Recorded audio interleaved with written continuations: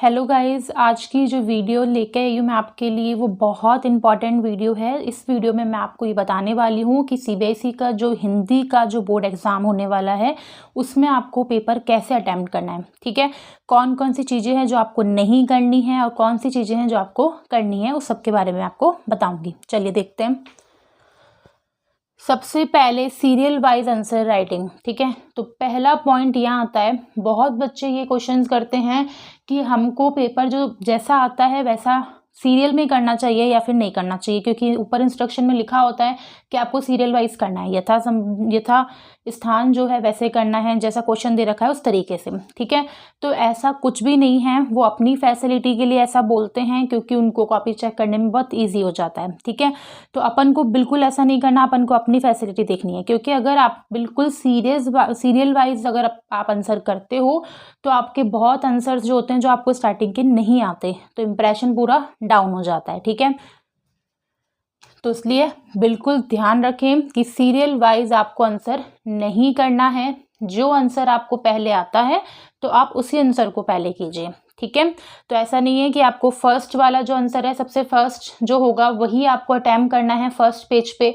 जो आपको पहले आता है बट ढंग से आता है वो ही करना। ठीक है, स्टार्टिंग के जो 10 से 12 पेजेस होते हैं उसमें आपको वही क्वेश्चन अटेम्प्ट करने हैं जो आपको प्रॉपर तरीके से आते हैं। ठीक है, क्योंकि स्टार्टिंग में जो एग्जामिनर चेक करेगा उसको अगर वो सब भी चेक करता चला गया तो उसका इंप्रेशन बहुत अच्छा पड़ता है, तो वो आगे भी आपकी गलतियां इतनी नहीं ढूंढेगा। ठीक है, अगर स्टार्टिंग में ही आपने गलतियां स्टार्ट कर दी तो वह एंड तक गलतियां ही निकालेगा। ठीक है,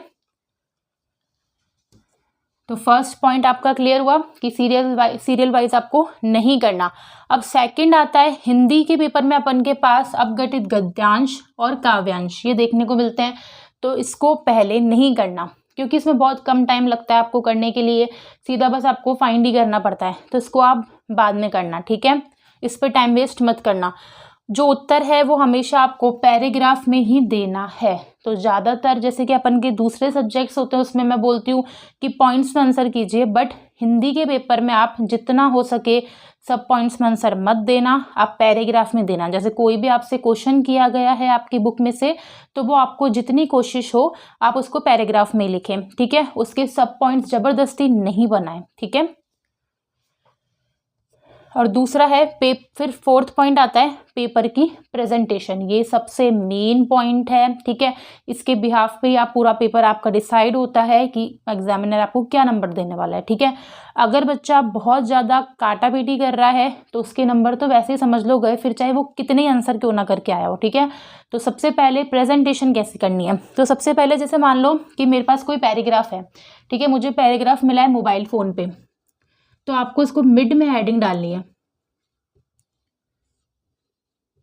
ठीक है, मिड में हेडिंग डालनी है और जो ये लाइन खींची हुई होती है आपके पेपर शीट पे, यहाँ पे आपको नंबरिंग करनी है। जैसे आपका आंसर 8 है तो 8 लिख दिया, मोबाइल फ़ोन लिख दिया, उस पर आपको डबल अंडरलाइन करनी है। उसके बाद में आपको अपना पैराग्राफ स्टार्ट करना है। ठीक है, और जैसे ही वो क्वेश्चन आपका एंड हो जाता है आपको डबल अंडरलाइन इस तरीके से करके उसको क्लोज कर देना है। ठीक है, क्लियर। ऐसे ही आपको सारे क्वेश्चन को अटेम्प्ट करना है। और मेन जो उसके लिए चीज़ है, जैसे कि सपोज करते हैं कि कोई क्वेश्चन दे रखा है, क्वेश्चन नंबर 3, उसके अंदर एग्जामिनर ने आपसे 4 पॉइंट पूछे हैं, तो आपको वो एक ही पेज पे करने हैं, अलग अलग पेजेस पे मत करके आ जाना, वो चेक नहीं होगा। ठीक है, जहां आपने क्वेश्चन नंबर 3 सपोज करते हैं अपन यहाँ पे स्टार्ट किया है तो उसके चारों पॉइंट आपको यहाँ करने, ऐसा नहीं 3 अभी आते हैं तो अभी कर लिया और 1 अपने लास्ट में कर लिया। चाहे फिर आप आंसर 3 का 4th पॉइंट लिखोगे फिर भी इतना अच्छा इंप्रेशन नहीं पड़ेगा, सबको ही एक साथ करना है। ठीक है,